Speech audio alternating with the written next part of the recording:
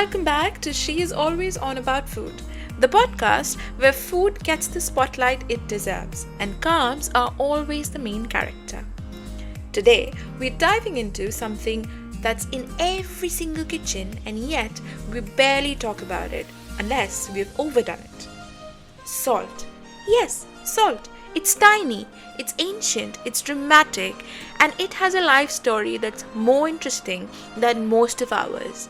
Wars have been fought over it, empires built around it, and let's be honest, a perfectly seasoned chip wouldn't exist without it. So grab your Maldon, your Kala Namak, your pink Himalayan flakes, whatever you fancy, we are going in. Isn't it always about food with you? She's always on about food. Salt has been around longer than written history. In fact, it was one of the first things early humans learned to hunt for. Not for taste, but because our bodies literally cannot live without it. We are salty creatures, quite literally. It helps regulate our hydration, nerve function, muscle movement, and in prehistoric times, it was probably the first seasoning to take dinner from survival to yum. Salt was so precious that the word salary comes from Latin salarium, payment made in salt. Roman soldiers sometimes got paid in it. Imagine arguing with your HR because your paycheck comes in crystals instead of cash. And might I remind you, crystals of salt. And speaking of value, in ancient India, salt was taxed as early as 300 BCE. Fast forward to 1930, where Gandhi led the Salt March, a 240-mile protest against British salt taxes. Just salt, you say? Yes, but it was about more than that. It became a symbol of resistance and self-reliance, and the world took notice.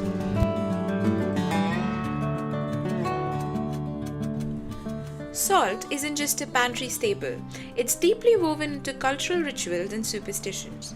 In Japan, sumo wrestlers throw salt into the ring before a match to purify the space. In Ethiopia, salt was used as currency for centuries.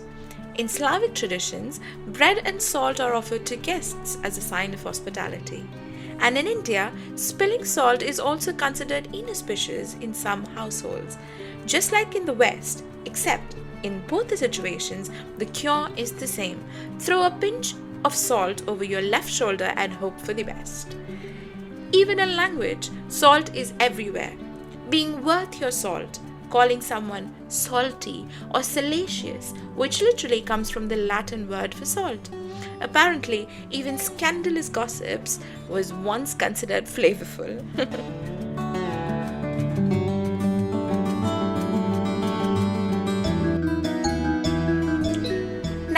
Not all salt is created equal.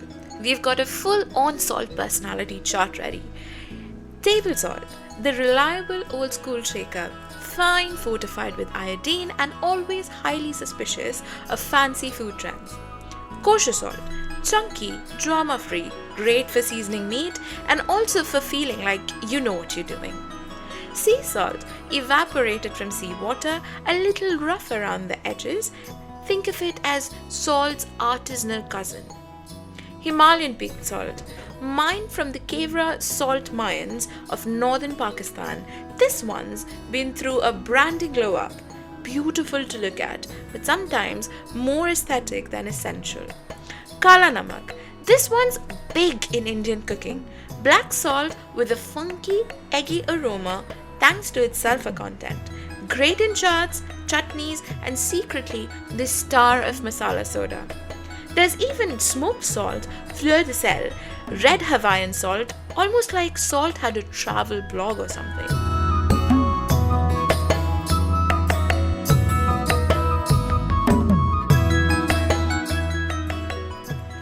Let's talk salt and health. Salt has been demonized for years, blamed for high blood pressure, heart disease and all that. And yes, too much salt can be bad, but so can too little. The truth is, balance matters. Processed foods pack in a ton of hidden salts, and so it's not usually your home cooked dal or pasta you need to worry about. It's the sneaky stuff in sauces, frozen meals, and takeaway. There's also this trend of low sodium everything, but remember, sodium is essential. We literally need it to survive. Just maybe don't chase it with crisps and instant noodles at midnight. And that whole idea that Himalayan pink salt is healthier, it has trace minerals, sure, but you would have to eat a whole Himalayan salt boulder to see the benefits. So sprinkle it for taste, yes, not for magical powers.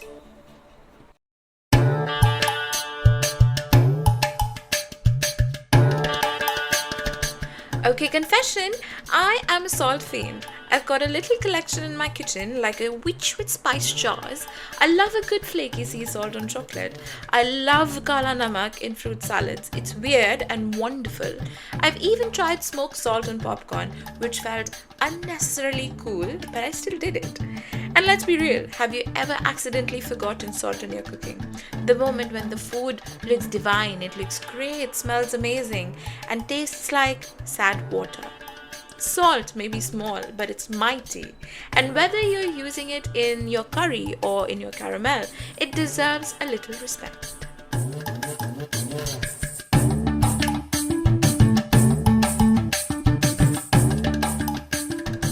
So next time you reach for the salt, take a second to appreciate the strange, powerful, slightly dramatic life this little crystal has led. From ancient trade routes to Instagram-ready salt rocks. If you enjoyed this episode, toss a pinch of salt over your left shoulder just in case, and maybe share it with someone who could use a little more flavor in their podcast feed. Thank you for hanging out with me on She's Always On About Food. Next week, we talk about something that's really close to my heart. We're going to try to decide to meet or not to meet. Until then, stay salty.